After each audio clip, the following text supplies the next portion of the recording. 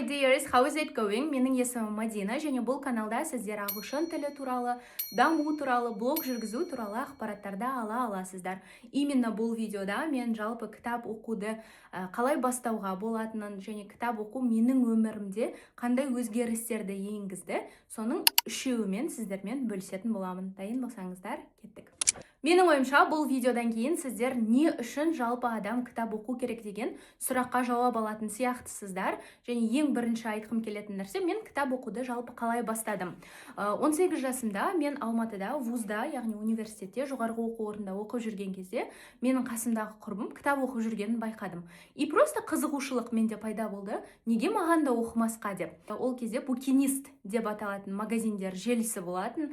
Сол жаққа барып, ең қымбат деген кітап ол кезде бір 3000 теңге тұрады. Ол деген бір көп ақша сияқты көрінеді. Мен енді грантта оқысам да, повышенная стипендия алсам да ақшаны үнемдеп ұстайтынмын. Сондықтан біз қыздармен, қасымдағы қыздармен келісетінбіз. Біз 5 қыз тұратынбыз квартирада. И айтатынбыз, давай сен мынау кітапты ал, мен мынаны алайын, екеуміз оқып біткеннен кейін ауысамыз деп. Осылай жалпы кітап оқу деген менің өмірімде пайда бола бастады. Және ең бірінші 18 жасымда маған не қызық? Маған ол кезде жігіт қызық, маған махаббат қызық. Енді сабағым барлығы менде Аллаға шүкір, всегда нормально болды, бірақ сондай бір отношение қызық кездер ғой, я жігітпен қалай жүру керек деген сияқты күшті бір махаббат оқиғалары қызық болатын. Сондықтан мен кітапты, романдарды оқумен бастадым. Ол кезде Паула Коэльо, Халед Хосейни, Эльчин Сафарли деген кісілердің кітабын алып оқи бастадым. Шынымды айтсам, прям жұтатынмын ғой. Настолько менде осы кездері кітап көп оққаннан тез оқу функциясы пайда болды. Кез келген бір ақпаратты, мысалы файлда былай А4-ді түгел жазылып тұра ма, мен басын, ортасын, соңын көз жүгірту арқылы тез-ақ түсініп алатын болдым. Яғни менде тез оқу және тез түсіну функциясы осы кітаптарды көп оқумен байланысты болды. Ол кезде кітаптардың барлығы орысша болды, сондықтан мен орыс тілімде ең жоғары деңгейде болатын ол кезде. Екінші этап, жалпы мен Таразға келемін. Сөйтіп, мамам папам мен бір жұмсағысы келіп жатыр. И мен папам айтам, туман, тиіспеңіздерші, мен кітап оқимын деймін да, типа өзінше міндетсініп жүрмін ғой.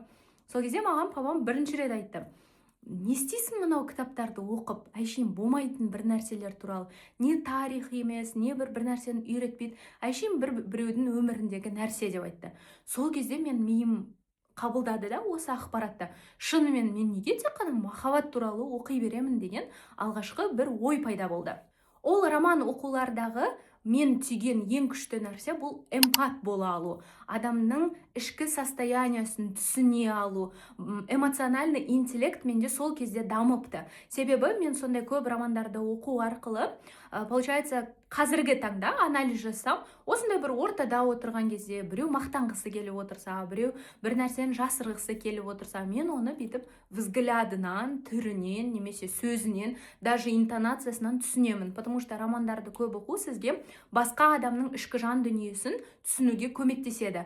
Басқа адамдарға жаның ашу, оның ішкі состояниясын білу арқылы сен дұрыс көмек те бере аласың. Яғни, андай романдарда олар ішкі состояниясын бәрін жазып, мені мынандай сезіндім, мынадай сезіндім, мен жүрегім гүлт ете қалып, бүйтеді, сөйтеді дегеннен кейін, осының барлығын сен сіңіресің, сен бір душевный адамға айналасың деп ойлаймын. Яғни ең бірінші плюс бұл тез оқу функциясы пайда болды. Екінші, романдарды оқу арқылы менде эмоциональный интеллект көтерілді. Папамның сол сөзінен кейін мен басқа жанрларды көре бастадым. Ол кезде Агата Кристи болатын, бір детективтер болатын, фантастикаларды оқитынмын, кинолардың ол кезде енді хит болатын, мысалы Сумерки деген фильм шығып жатса, оның 3 немесе 4 части бар. Мен бірінші кітабын оқып алатын да, содан кейін киносын көретінмін. То есть сен де белгілі бір елестету, imagination дамиды ғой, я? Сен киноны көрген кезде ананың әрбір сәтін біліп отырасың, осы бір нәрсе маған ұнай бастады. То есть ең бірінші романдарды оқыдым, одан кейін детективтерді оқыдым, одан кейін жайлап уже психологияға кіре бастадым. Ол кезде мен тұрмысқа шықтым. Сол кезде менде бірінші ой пайда болды. Оказывается, адамдар мені просто так жақсы көрмеуі мүмкін екен. То есть сен өзің бойдақ кезде, сенің отбасың сені просто так, сен бақытты болып жүргенің үшін жақсы көреді. Ал тұрмысқа шыққаннан кейін сені ешкім жақсы көруге міндетті емес. Осы кезден бастап мен уже психологияға үңіле бастадым. Бұл уже 2019-2020 жылдары. Яғни мен жасым ол кезде 22-23-те. То есть қараңыздар, қандай разница болып жатыр. Менің жасыма байланысты менің кітаптарымның жанры да өзгеріп жатыр. То есть психологияны, адамдардың ойлау жүйесін, триггер туралы, адамдар қандай установкалармен өмір сүреді, неге кейбір адам бақытты, неге кейбіреу бақытсыз, неге біреуге тиісе береді деген сияқты осындай бір психологияны, адамдармен дұрыс қарым-қатынас орнату деген нәрсені түсіне бастадым. То есть менің жасыма қарай жанр да өзгеріп отырды. Дәл қазіргі таңда мен 29 жастамын, мен дәл қазір байлық туралы көп оқып жүрмін. Қазіргі таңда енді жолдасым екеуміздің базовый қажеттіліктеріміз жабық, яғни үйіміз бар, машинамыз бар, бірақ сонда да ол никакта жабылмайтын сияқты. Себебі сен 2 комнатаң болса, сен 4 комната болғанын қалайсың, 3 миллион сенде машинасы болса 10 миллиондікін қалайсың деген сияқты. Қазіргі таңда мен бір байлық туралы оқып жатырмын және өте қуаныштымын дәл қазіргі моментте осы кітаптарды оқып жатқаныма. Себебі мен қазір үлкен болғаннан кейін 29 жаста мен анализ жасай аламын. Бұл подход маған сәйкес келе ма, келмей ма? Мынау ақша жинау жүйесі біздің отбасымызға сай ма, сай емес пе? Бұл кітап қай жылы жазылды? Мүмкін сол кезде бұл актуальны болған шығар деген сияқты. Мен бір анализ жасай аламын қазір. Егер мысалы байлық туралы кітаптарды мен 18 жаста оқысам, менде мүлде басқа бір инсайттар болатын еді, мен бір анализ жасау мүмкіндігін ала алмайтын едім деп ойлаймын, менің ойымша енді. Сонымен қатар мен қазір жүктілікке дайындалып жатырмын, сондықтан именно осы жүктілікке қатысты кітаптарды енді оқи бастаймын. Баланың психологиясы туралы, баланы қалай тәрбиелеу керек, қалай жақсы мама болу керек деген сияқты. То есть өмірімнің әр этаптарына байланысты жанр өзгереді. Сондықтан кейбір адамдар қандай кітапты оқуға кеңес бересің деген кезде мен оны айта алмаймын. Потому что маған не керек, мен соған байланысты кітап оқимын. Менің ойымша адамдар маған дейін өмір сүрген адамдардың барлығы уже керек нәрсенің барлығын жазып кетті. Енді мен просто соларды оқу арқылы өзімнің білімімді жоғарылата аламын, көтере аламын деп ойлаймын. Бір новый нәрсені ойлап табудың қажет жоқ, бүкіл нәрсе уже бар, бүкіл нәрсе уже біз үшін жазылып қойған. Сондықтан қай этаптасыз, қай нәрсе сіз үшін қазір қызық, сол нәрседен бастасаңыз ұтылмайсыз деп ойлаймын. Яғни қорытындылай келе, кітап оқудың мен үшін қандай 3 плюсы болды.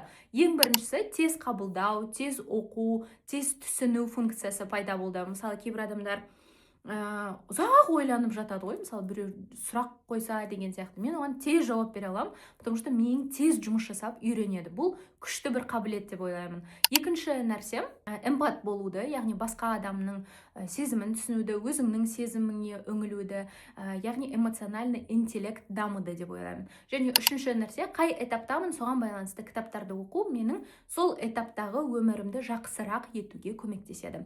Сіздер де егер бала психологиясы туралы, жалпы мама болу туралы күшті кітаптарды білсеңіздер, жазып кетіңіздер, маған өте пайдалы болады деп ойлаймын. Видеоны көргендеріңізге үлкен рахмет. Менің инстаграм парақшама тіркеліп қойыңыздар. Осындай видеолар ұнаса, лайк басып, комментарий жазып қойыңыздар. Бұл маған үлкен қолдау болады. Сіздерге 1 минуттың көлемінде жасалатын нәрсе, даже 30 секунд, мен үшін бұл үлкен қолдау. Goodbye.